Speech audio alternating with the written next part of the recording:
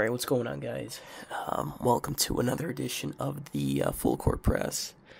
So, Tracy Mcgrady retired a couple of weeks ago, and I guess you could say it was long overdue. He really wasn't getting any major opportunities to play for a contender. Anytime a talented player who's a shell of himself sticks around in the NBA, it's usually for one purpose. That's to try and win a championship. Unfortunately for him, he was close with the Spurs, but it didn't come to be. And even then, he really didn't have a major role in with the organization from a playing standpoint. But in terms of his career, I mean, definitely top 100 of all time. I believe it was a 2-time scoring champion, 7-time NBA All-Star, 7-time All-NBA first team, 2002, 2003, second team, third team, NBA Most Improved Player in 2001. I'm sorry. He led the Orlando Magic organization in career records, most points in one game with 62 in 2004 against the Wizards, most points in a half with 37 in 2003 against Denver Nuggets, most points in a playoff game with 46. He was tied with Dwight Howard, who scored 46 during the Eastern Conference playoffs in 2003.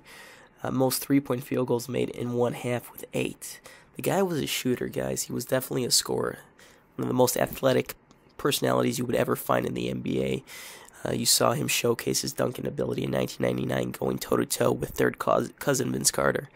So, I mean, the Tmac story is basically a story of what might have been. What might have been if Tmac was surrounded by legit talent, a legit coach, a legit situation, an opportunity to actually win and play for a championship. He didn't have that opportunity in Toronto. We know he didn't have that in Houston, Orlando, of course not.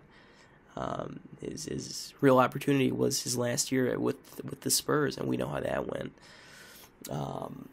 But even then, he didn't have a major role in the offense or with the team in general. But I mean, Tracy Mcgrady will forever be known as, I guess, similar to Dominique Wilkins, a great athletic talent, tremendous scorer who never really, won the big game, never really was surrounded by legit talent that would help him reach the mountaintop of the NBA.